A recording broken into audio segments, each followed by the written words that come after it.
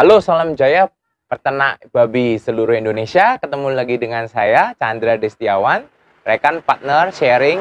Kita bisa berdiskusi banyak. Nah, kali ini saya ingin menunjukkan, memamerkan. Itulah kenapa judulnya agak menggelitik, kompetitor dilarang nonton. Jadi, saya ingin menunjukkan bahwa salah satu kontribusi yang bisa dilakukan dari tim expert ataupun dari pabrik pakan di sini ya, dan juga bisa dilakukan oleh banyak teman-teman yang ada di pabrik obat, pabrik vaksin, dan juga mungkin kerja di premix company gitu. Jadi bisa mensupport banyak hal. Nah, ini saya kasih contoh satu. Ini adalah farm binaan kita, di mana kita banyak bekerja sama dengan farm ini. Kalau dari kita kepentingannya untuk trial pakan, untuk melihat pertumbuhan, untuk mengevaluasi formulasi pakan kita gitu kan.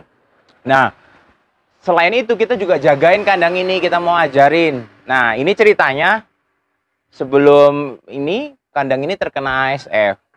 Sempat kosong kandang, istirahat kandang. Jadi dari kosong kandang, pembersihan, kita semua ajarin, kita semua pantau, kita dampingi hingga sekarang ini restocking, dan puji Tuhan proses restockingnya aman sampai hari ini. Sudah mau 2 bulan babi di dalam. Yang perlu dilakukan adalah persiapannya. Sudah banyak video saya, ada video yang persiapan ASF, ada yang 2 video kayaknya kalau nggak salah itu tentang biosecurity juga. Nah, hari ini saya mau menunjukkan yang di teori, yang ada di presentasi itu kita wujudkan nyata. Jadi biar teman-teman tuh kebayang zona merah, zona kuning, zona hijau. Oke? Saya masuk kandang. Jadi sebelum masuk kandang biasanya nih ada disinfektan. Jadi disinfektan dulu dari luar. Ya, ini jadi disinfektan yang pertama, disinfektan aja.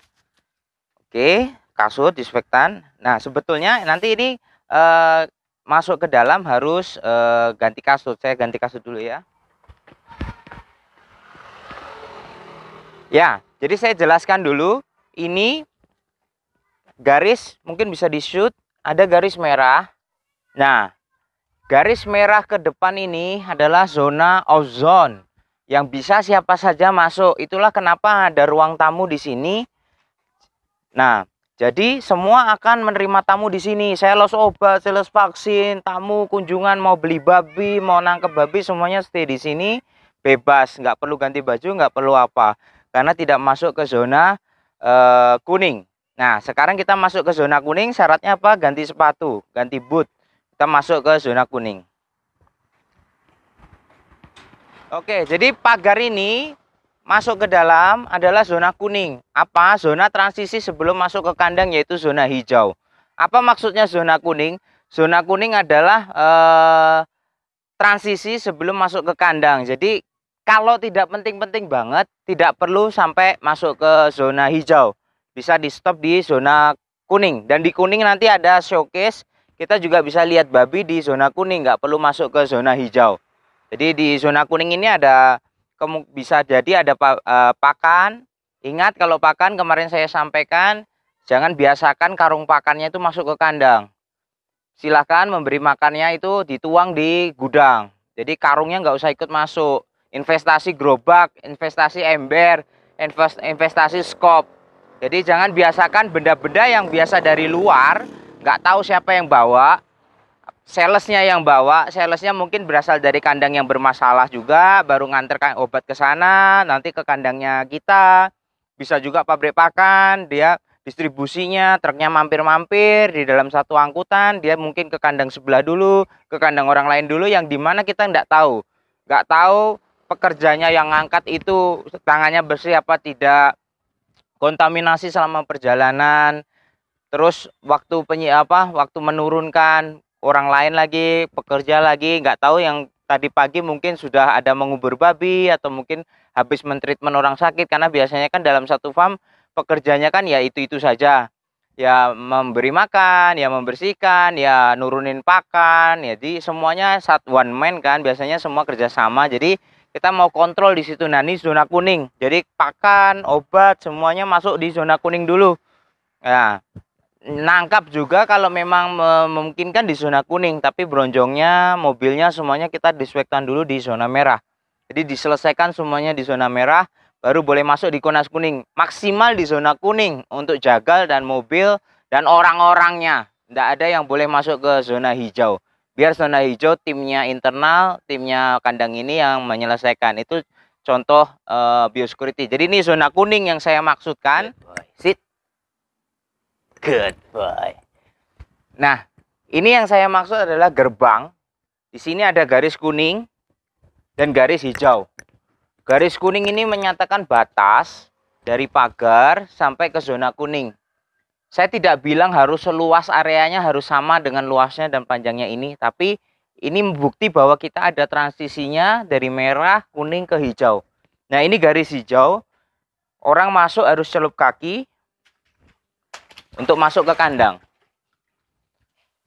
Nah, ketika nanti transport babi atau apa, nanti lewat gerbang yang besar untuk kasih makan atau apa, dan selalu dikomposisikan tertutup. Tidak sembarang yang masuk, animal yang ayam, bebek, semuanya juga kita kontrol, kita pisahkan. Ayam, bebek boleh berdampingan tapi dikandangin, supaya dia tidak pergi kemana-mana, bawa virus datang, balik lagi ke kandang, buang kotoran. Nanti kotorannya masuk ke palungan, dimakan babi, panjang ceritanya. Jadi ini adalah bukti bahwa teori yang ada di presentasi itu bisa dipraktekkan. Tergantung mau apa tidak. Kalau tidak paham, kita bisa diskusi. Nah, ini adalah salah satu bentuk service kita kepada customer, bagaimana kita menjaga. Next, kita akan lihat di dalam. Saya akan share-share apa yang dilakukan di dalam, dari recording, dari tagging, terus reporting, semuanya kita handle, kita kontrol. Itu adalah bentuk dari tim expert bekerja membantu Anda. Jadi para investor, saya tahu yang properti, bisnis perhotelan, bisnis yang sekarang kena pandemi, pariwisata dan lain sebagainya, saya tahu pasti Anda akan sedang mencari peluang-peluang bisnis baru. Jadi saya sampaikan di sini, babi harganya sedang tinggi, banyak peternak takut untuk memulai. Jadi ini adalah momentum, peluang ketika Anda ingin menjadi startup, menjadi pemula. Anda tidak terlalu ketinggalan jauh, karena yang sudah berpengalaman puluhan tahun pun juga hari ini juga kondisinya sama, sedang dalam restocking, sedang dalam mengulang. Jadi buat saya itu di dalam, nanti next video saya tunjukkan real babinya masih hidup di apa ya, setelah pasca pandemi ASF, sehingga kita takut memulai lagi kapan dan bagaimananya. Nah, ini adalah salah satu bukti nyata bagaimana pendampingan expert, bagaimana servis dari pabrik pakan, dari kami tim berjuang di sini, bagaimana aman. Jadi karyawan juga kita edukasi, kita training, dan kita jelaskan semua dari manajemen, dari security, dari faktor-faktor yang memang mereka perlu siapkan. Jadi itu dulu video hari ini. Tetap semangat. Saya pribadi akan siap mendukung rekan-rekan semua peternak. Silahkan kontak saya di nomor WA, drop komen, dan ketika memang bermanfaat videonya, jangan lupa like, komen, dan subscribe. Silahkan share ke rekan peternak lainnya. Target saya akan banyak orang, banyak peternak yang terberkati. Semoga informasi ini berguna. Salam jaya peternak Indonesia. Ketemu lagi di video saya selanjutnya. Bye.